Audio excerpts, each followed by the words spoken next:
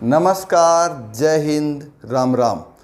प्यारे विद्यार्थियों, पूर्व के जो क्लास चल रही हैं उनमें हमने दीर्घ संधि, गुण स्वर संधि और वृद्धि स्वर संधि के 3 भेद हैं वो पढ़ चुके हैं। आज के वीडियो में हम स्वर संधि का जो चौथा भेद है यण स्वर संधि उसको पढ़ेंगे। तो मैं आपको बता दूं कि आपको हमारी जो संस्कृत व्याकरण की रीट के लिए जो क्लासें चल रही हैं या फिर 6ठी से 10वीं तक की जो अनिवार्य संस्कृत की पुस्तक है उसके लिए भी व्याकरण समान रूप से उपयोगी है। वो आपको कैसी लग रही है ये हमें कमेंट बॉक्स में ज़रूर बताएं और आप अपने दोस्तों को ज़्यादा से ज़्यादा शेयर भी करें।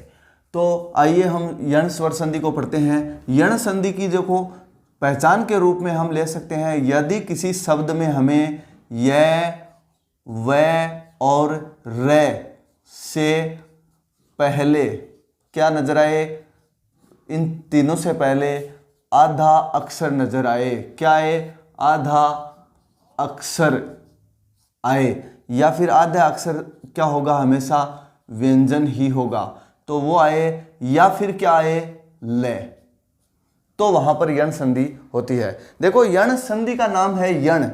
इसका नाम यण क्यों रखा गया? क्योंकि पूर्व का जो पहला व्याकरण का जो पहला वीडियो था उसमें हमने देखा था प्रत्याहार, माहेश्वर सूत्र से प्रत्याहार बनाए जाते हैं।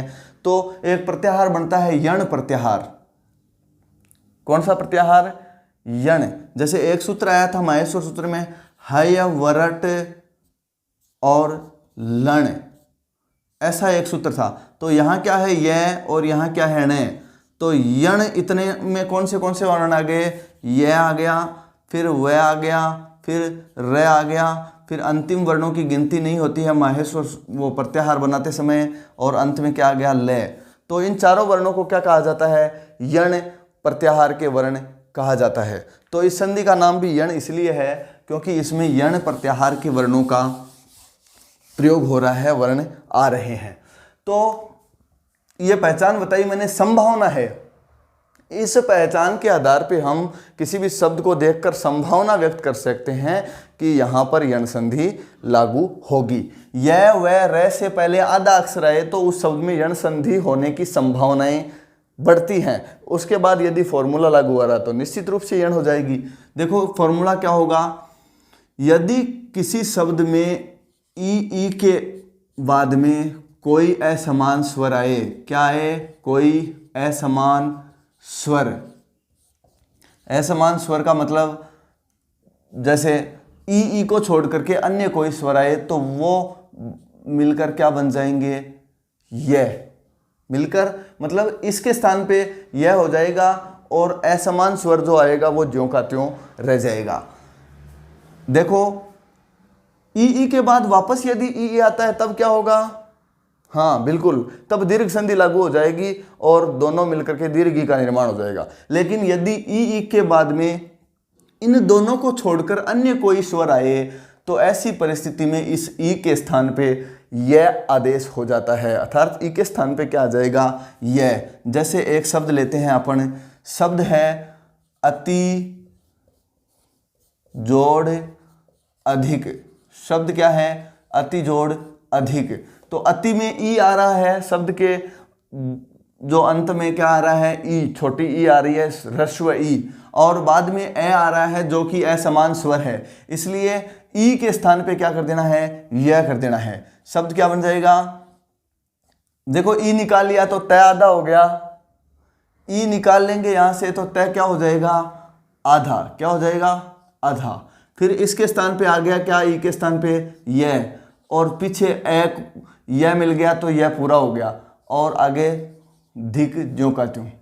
यहां क्या हुआ कि देखो ए ज्यों का त्यों लिख दिया, फिर ई है उसको निकाल दिया तो तय आधा बच गया, ई के स्थान पे यह आ गया और यह में ए मिल गया तो यह पूरा हो गया, और आगे धिक शब्द है जो ए के बाद में जो है ना, धिक ज्यों का त्यों, अति जोड़ अधिक। और शब्द में आपको पहचान के रूप में देखो यहां यह से पूर्व आधा अक्षर मिल रहा है, ठीक।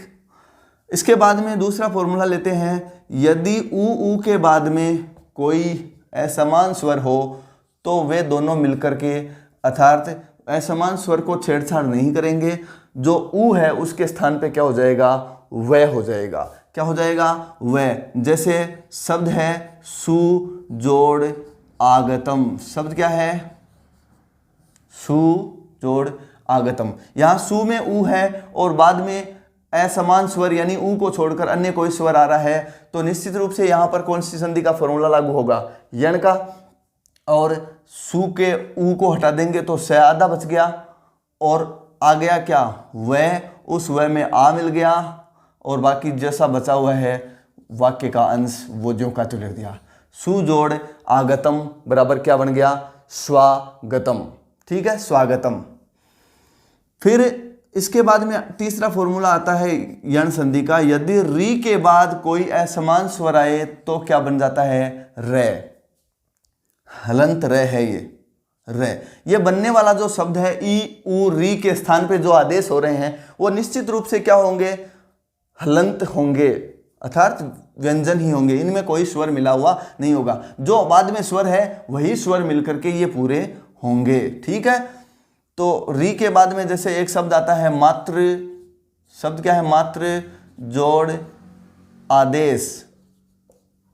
तो मात्र शब्द में री आ रहा है और आगे आ अन्य स्वर है, तो यण संधि का फॉर्मूला पूरी तरह से लागू हो रहा है। इसलिए शब्द क्या बन जाएगा, माँ। तय में से री को निकाल दिया, तय आधा बच गया, इसमें रे मिल गया ये आने वाला, तो ये बन गया त्रय। तय और रे दोनों मिलकर बन गया त्रय। उसमें आ मिल गया तो हो गया त्रा देश। मातृ जोड़ आदेश बराबर क्या बन गया, मात्रादेश।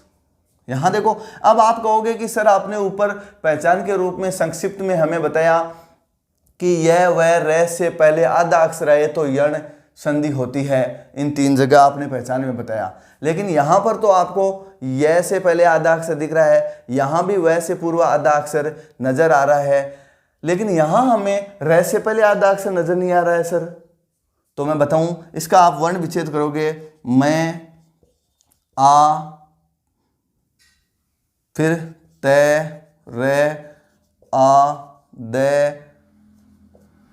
ए, शे, ए। इस प्रकार से इसका वर्ण विच्छेद होगा। तो देखिए विद्यार्थियों, यहां पर रे से पूर्व आधा अक्षर नजर आ रहा है, यहां दिख रहा है ना, रे से पहले आधा तय है, व्यंजन है। ठीक है, तो इसका मतलब यहां भी जो बात मैंने बताई है संक्षिप्त में ट्रिक के रूप में वो लागू हो रही है। तो यहां पर भी यण संधि होगी, फॉर्मूला भी लागू हो रहा है। देखो, फिर चौथा जो यण संधि का फॉर्मूला है वो है लृ के बाद में कोई असमान स्वर आए तो क्या बन जाता है, लय बन जाता है। क्या बन जाता है, लय। यदि किसी शब्द में लृ के बाद कोई असमान स्वर आए तो लय बन जाता है। जैसे एक शब्द आता है, इस लृ और लय वाले जो उदाहरण हैं वो अत्यल्प मिलते हैं। बहुत ही कम उदाहरण संस्कृत व्याकरण की पुस्तकों में देखने को मिलते हैं, 2-4 उदाहरण ही मात्र मिलते हैं। इसलिए हम यहाँ एक उदाहरण यहाँ लेते हैं, लृ जोड़ आकृति। शब्द है लृ जोड़ आकृति, तो लृ आ रहा है, उसके बाद में आ अन्य स्वर आ रहा है, तो शब्द क्या बन जाएगा, लृ के स्थान पे लय आ गया और आ मिल गया तो ला बन गया, लाकृति। शब्द क्या बन गया, लाकृति। ठीक, अब देखो इसको अपन एक बार के लिए एक साथ देखें तो कह सकते हैं कि यदि किसी शब्द में ई, उ, री और लृ इन चारों के स्थान बाद में यदि कोई असमान स्वर आए तो क्या होता है, ई, उ, री और लृ के स्थान पे क्रमशः क्या हो जाता है, य, व, रे, लय हो जाता है। और यही यण संधि का नियम कहता है। इको यणचि, व्याकरण में एक सूत्र आता है इको यणचि, तो वो इको यणचि सूत्र यही बात कहता है। आइए हम इसके अन्य उदाहरणों को लेते हैं। अन्य उदाहरण, जैसे एक शब्द आता है यद्यपि। शब्द क्या है, यद्यपि। आप संधि विच्छेद करते रहो साथ में, यद्यपि। बताओ कौन सी संधि है, पहचान मिल रही है क्या? ये 3 वर्ण होंगे तो जरूर पहचान मिलेगी। यह वह से पहले आधा अक्षर अथवा लय मिल रहा है क्या? नहीं मिल रहा, बिल्कुल मिल रहा है। देखो द्य का हम वर्ण विच्छेद करेंगे तो द, य, ए, ये है द्य। ठीक, तो इस य से पूर्व आधा अक्षर द आ रहा है, इसका मतलब पहचान है वो हमें मिल रही है। तो आधे वाले अक्षर में ये चीजें मिलानी है आपको। क्या? जैसे यहां पर आधा अक्षर क्या है? द है, तो द में क्या मिला दो? ई मिला दो। ई छोटी या बड़ी? छोटी मिलाएंगे। यदि जोड़, बाद में स्वर क्या है यहाँ? ए, और आगे क्या है? पी, वो ज्यों का त्यों लिख दो। यदि जोड़ अपि बराबर यद्यपि। ऐसे ही शब्द आता है, इस दूसरे वाले फॉर्मूले का शब्द आता है मध्वरी। शब्द क्या है? मध्वरी। मध्वरी का संधि विच्छेद करेंगे, क्या होगा? मधु जोड़ अरि। क्या होगा? मधु जोड़ अरि। आपको वैसे पूर्व आधा अक्षर मिल रहा है, इसका मतलब संधि तो यण ही होगी। और संधि विच्छेद करेंगे तो क्या करेंगे? आधे वाले अक्षर में ऊ मिला दिया। दूसरा फॉर्मूला है ना, वह आ रहा है तो ऊ मिलाएंगे, र आ रहा है तो री मिलाएंगे, और र आए तो ल आए तो लृ मिलाएंगे।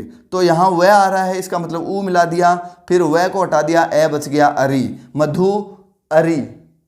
अरि शब्द का अर्थ क्या होता है? अरि का होता है शत्रु।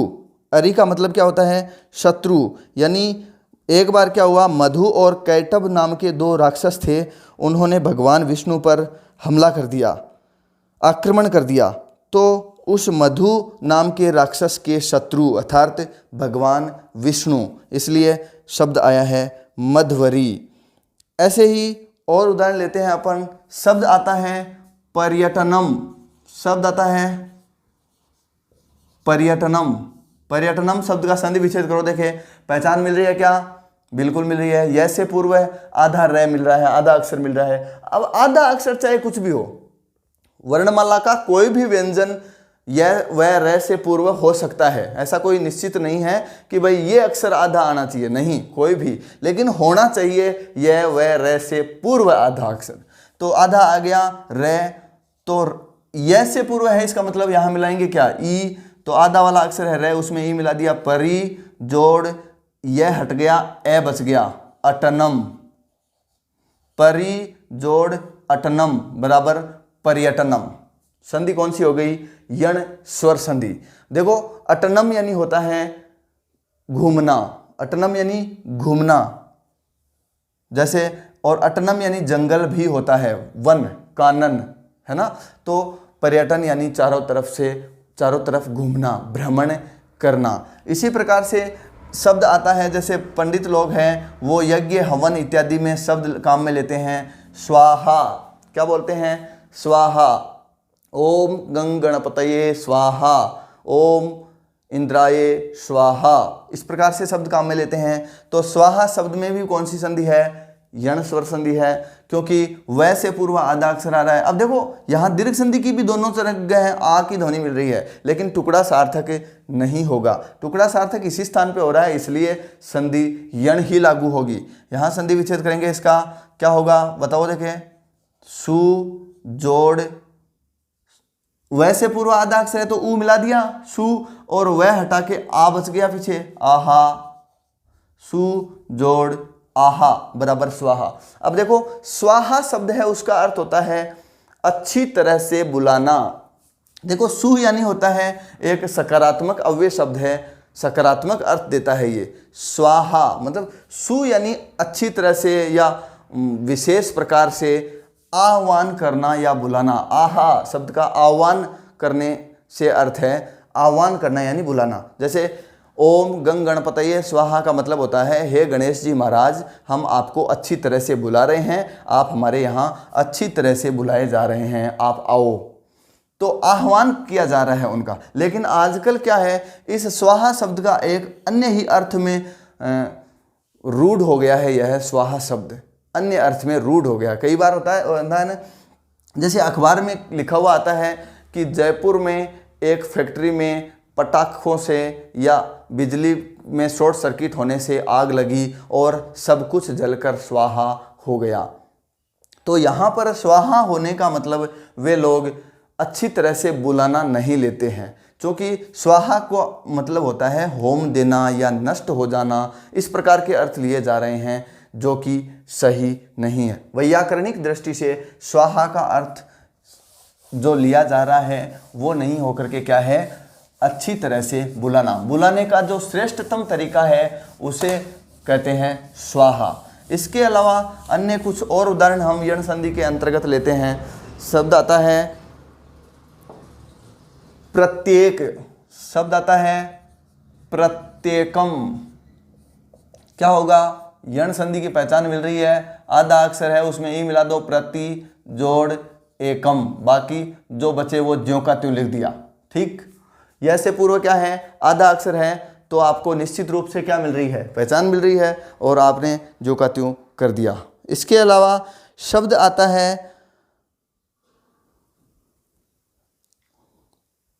प्रत्याशा।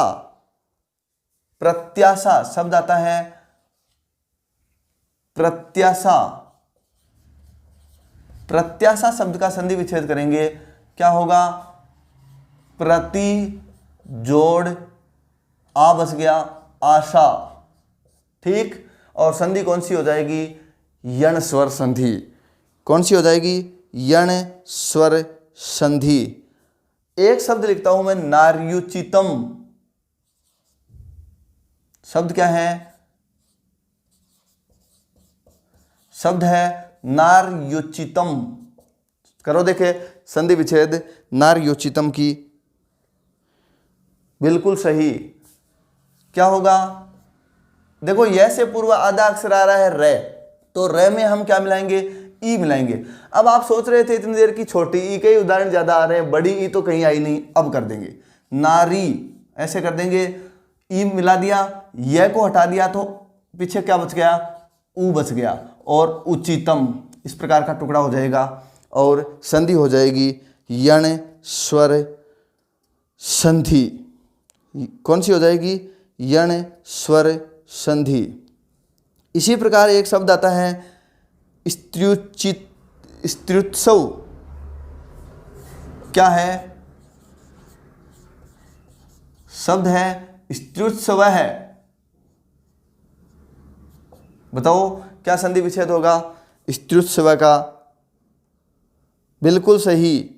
क्या होगा, स्त्री। देखो क्या किया हमने, आधा अक्षर क्या है, त्रय है, तो उस त्रय में ई मिला दो, बस कुछ नहीं करना। स्त्री जोड़ यह को हटा दिया, ऊ बच गया, उत्सव है। क्या हो जाएगा, स्त्री जोड़ उत्सव है बराबर स्त्र्युत्सव है। ठीक है, इसके बाद में वह के कुछ उदाहरण हम लेते हैं, जैसे अन्वय है। शब्द है अन्वय है। क्या होगा, अन्वय है शब्द का संधि विच्छेद, वह से पूर्व आधा अक्षर आ रहा है, यण संधि होगी, संधि विच्छेद क्या होगा, अनु जोड़ अय है। देखो यहां वह से पूर्व आधा अक्षर ऊ है, नहीं न है, तो उसमें ऊ मिलाएंगे। देखो मैंने आपको बताया था कि वह, यह, रे और ले, ये चार बताए थे। तो ई के स्थान पे क्या होता है, वह, छोटी या बड़ी दोनों। ऊ के स्थान पे होता है वह, री के स्थान पे होता है रे, और रे के स्थान पे होता है रे। यही तो यण संधि का जो फॉर्मूला था ना। यहाँ ह्रस्व और दीर्घ दोनों हैं। ठीक, इसका तो दीर्घ होता नहीं है, बाकी इन तीनों के क्या है, ह्रस्व या दीर्घ, ई के बाद में अन्य स्वर आए तो यह बनता है। तो यहाँ क्या है, वह है, तो वह के स्थान पे अपन बनाएंगे क्या, ऊ, और ऊ ह्रस्व या दीर्घ कोई भी बन सकता है, तो यहाँ अनु में ऊ क्या होता है, ह्रस्व ही आता है। इसलिए हमने अनु में ह्रस्व ई मिला दिया और शब्द बन गया अनु जोड़ अय। ठीक, अब एक शब्द आता है, संधि विच्छेद वाला शब्द देता हूं मैं एक, गुरु जोड़ आदेश। शब्द आता है गुरु जोड़ आदेश। बताओ देखे क्या संधि युक्त शब्द क्या बनेगा इसका, यहां ऊ है और उसके बाद में कोई अन्य स्वर आ रहा है, इसका मतलब संधि तो यण लागू हो रही है। जरूरी नहीं परीक्षा में आपको शब्द दिया हुआ और संधि विच्छेद पूछे, संधि विच्छेद दिया हुआ है और शब्द पूछ लिया जाता है। तो ऐसी परिस्थिति में आपको क्या है, फॉर्मूला याद होना जरूरी है, पहचान काम नहीं करती यहाँ। ऊ के बाद असमान स्वर आए तो वह होता है, यण संधि कहती है, इसका मतलब निश्चित यण है। और यहाँ करना क्या है, आपको ऊ को हटाना है। तो क्या किया, ऊ को हटाते ही र क्या बन गया, आधा। फिर ऊ की जगह क्या आएगा, वह आएगा, फिर वह में आ मिलेगा, फिर दे श गुरवादेश। तो अब आपको मैंने एक वीडियो में, पिछले वीडियो में बताया था कि र यदि कहीं पर भी अकेला हो और उसके साथ गार्जन हो तो वह उसके कंधे पे बैठ जाता है, छोटे बच्चे की तरह है यह र, है ना। तो यहां पर भी क्या है, क्या हो जाएगा, गु और र है वो कंधे पे चला गया, इस प्रकार का शब्द हमारे सामने आएगा। ठीक, गु जैसा का जैसा है, ऊ हटा दिया, र आधा ऊपर पड़ा है, वह आया है संधि के नियमानुसार, वह में आ मिलके आगे ज्यों का त्यों है, गुरवादेश। ठीक है, इसी प्रकार से और कुछ शब्द लेते हैं अपन, दो एक शब्द और लेते हैं, री के और लरे के। तो री का एक उदाहरण आता है दात्र, संधि विच्छेदी ले लेते हैं अपन, दात्र जोड़ उदारता शब्द है, दात्र जोड़ उदारता। दात्र यानी देने वाला, जो दाता है, नेत्र, दात्र, री है ये, है ना। दात्र जोड़ उदारता, दात्र, देखो यहां पर क्या है, री है और री के बाद क्या आ रहा है, अन्य स्वर आ रहा है। तो री के बाद असमान स्वर आए तो बनता क्या है, रे। तो यहां पर री को निकाल देंगे, दा, फिर तय में से री निकाल दिया तो तय हलंत बच गया, उसमें रे मिला दिया तो तय और रे मिलके त्रय बन गया, दा त्रय।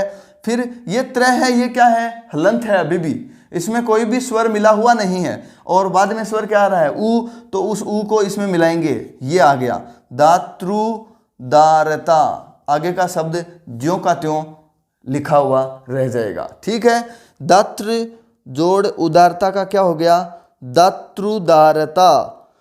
इसी प्रकार से एक शब्द आता है धात्रंश, शब्द लेते हैं धात्र जोड़ अंश। ये कई परीक्षाओं में पूछा जाता है, संधि विच्छेद आ जाता है, संधि करनी होती है और संधि आ जाती है तो संधि विच्छेद करना होता है। शब्द क्या है, धात्र जोड़ अंश।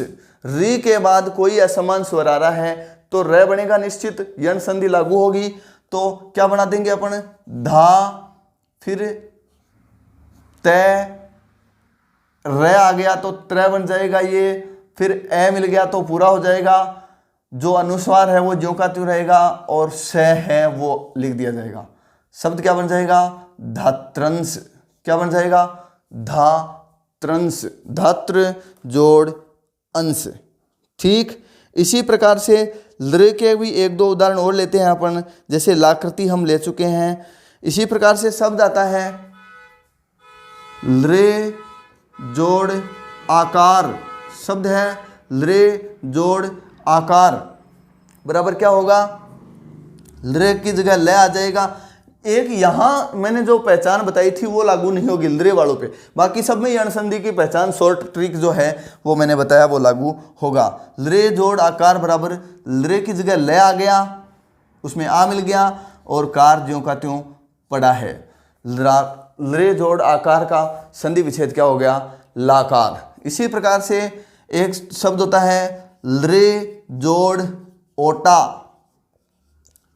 व्याकरण में ऐसे शब्द हैं, वो मिलते हैं कुछ उदाहरण इसके, वो मैं बता रहा हूं। लृ जोड़ ओटा बराबर क्या बन जाएगा, लोटा। इस प्रकार से यण संधि आपकी पूरी होती है। तो प्यारे विद्यार्थियों, वीडियो को लाइक करें, शेयर करें और सब्सक्राइब करें। ठीक, और आप हैं वो अपने मित्रों को भी इस प्रकार की जो संस्कृत व्याकरण के संबंध में जानकारी चाहते हों या संस्कृत व्याकरण सीखना चाहते हों, उनको ये वीडियोज़ हैं वो शेयर करें। जय हिंद, जय भारत।